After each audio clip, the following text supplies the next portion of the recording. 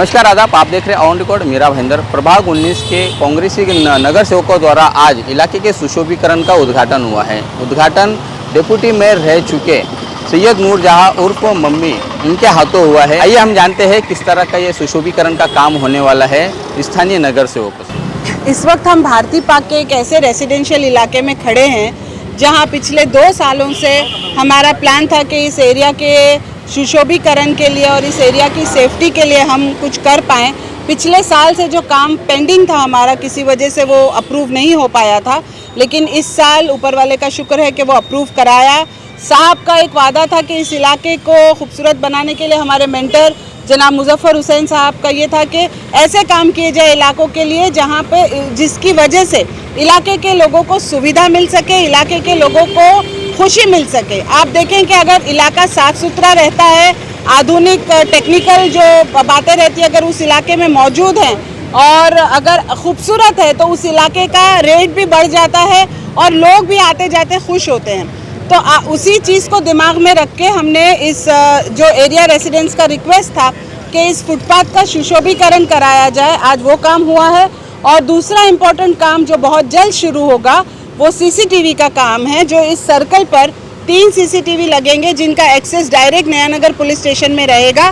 Police की निगरानी रहेगी इस एरिया पे, क्योंकि अब ये पॉपुलेशन बढ़ गई है, दुकानें बढ़ गई हैं, लोगों की आवाजाही बढ़ गई है, इलाके की सुरक्षा बहुत ज़रूरी है। तो ये जो गणेश मंदिर चौक है यहाँ पे 3 सीसीटीवी कैमरे लगेंगे जो इलाके की सुरक्षा करेंगे।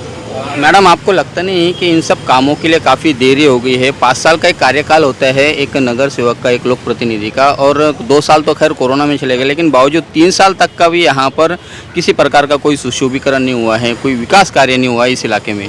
बिल्कुल, मैं ये मानती हूँ कि थोड़ी बहुत देरी हुई है, लेकिन आप जैसे जानते हैं, मैं एरिया के लोगों को बताते चलूँ कि ये प्रभाग बहुत बड़ा प्रभाग है। चारों नगर सेवक यहाँ पे काम कर रहे हैं और जो एक प्रॉपर चैनल के थ्रू एक काम को अप्रूव होना, उसका पास होना, उसका टेंडर निकलना, उसके लिए जो सारा एक प्रोसेस रहता है उसमें 4-5 महीने तो लग ही जाते हैं, जो यूजुअली हर काम में ऐसे ही होता है।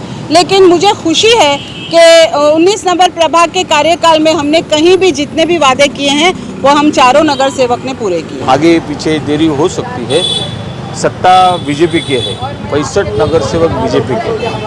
आपने देखा रहेगा कि बहुत सारे ऐसे काम हैं जो सिर्फ बीजेपी के वार्ड में हो रहे हैं और कांग्रेस के वार्ड में काम कैसे नहीं हो इसकी खबरदारी बीजेपी लेते हुए आपने पिछले 5-7 सालों में 8 सालों में देखा रहेगा। तो उसका एक इसका एक भाग है, लेकिन फिर भी हमारे नगर सेवकों ने डट के प्रशासन के सामने खड़ा रह के लोगों की ज़रूरतें प्रशासन तक पहुंचा के इनके काम किस तरह से पूरे हो उनके कार्यकाल में ये देखा है। आप सभी नगर सेवक ले लो, 12-13 नगर सेवक यहाँ पे हमारे हैं, हर वार्ड में इन्होंने अपना अपना काम बखूबी से पूरा किया है। तो क्या ये माना जाए कि कांग्रेस के वार्ड में जो कामों में देरी हुई है उसकी वजह सत्ताधारी भाजपा है? नहीं, डेफिनेटली वही मैं बताया कि सत्ता में कांग्रेस है।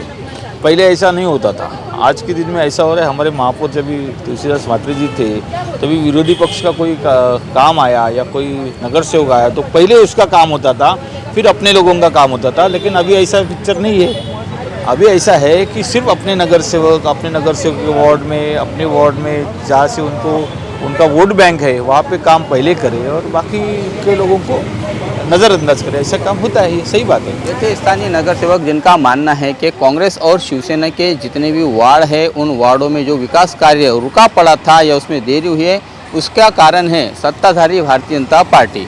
चूँकि सत्ताधारी भारतीय जनता पार्टी सत्ता में बैठी है और कांग्रेस और शिवसेना विपक्ष में बैठी है, इसीलिए कांग्रेस और शिवसेना के वार्डों में विकास काम नहीं हो पा रहे हैं। देरी से विकास होने का ठेकरा भी कांग्रेस अब भारतीय जनता पार्टी पर फोड़ रही है। आप देख रहे हैं कैमरामैन आरिफ कुरैशी और साबिर शेख के साथ ऑन रिकॉर्ड मेरा भाईंदर। धन्यवाद।